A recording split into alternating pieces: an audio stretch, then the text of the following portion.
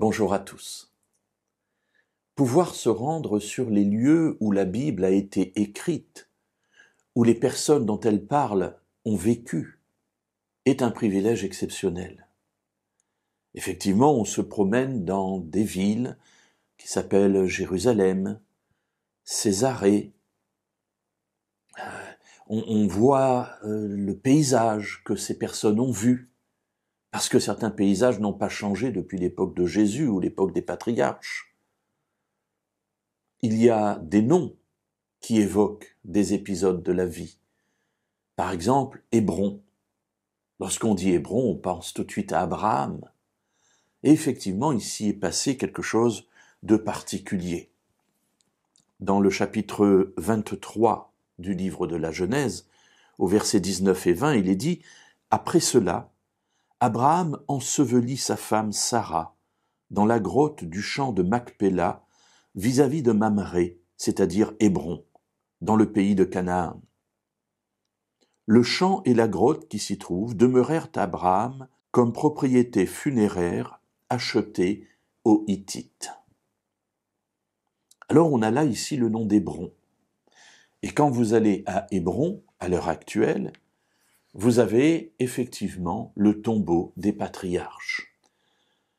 Alors je n'entre pas dans le détail des deux étages, où il y a un étage qui est plutôt l'étage pour les touristes, et puis l'endroit plus réel, plus vraisemblable de l'endroit où se trouve le corps des patriarches.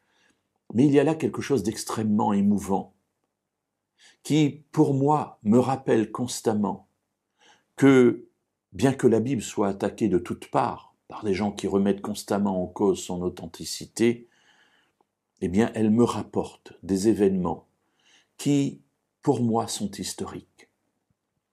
Oui, Abraham a existé, Sarah a existé. Depuis des millénaires, des gens seront sur ces lieux comme étant les lieux où sont enterrées ces personnes.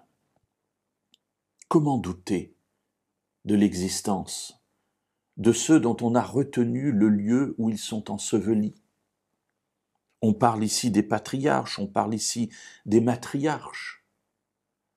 Voilà des personnes dont on a préservé le lieu d'inhumation pendant les millénaires. Alors oui, mes amis, pour moi la parole de Dieu est vérité, elle rapporte des événements historiques.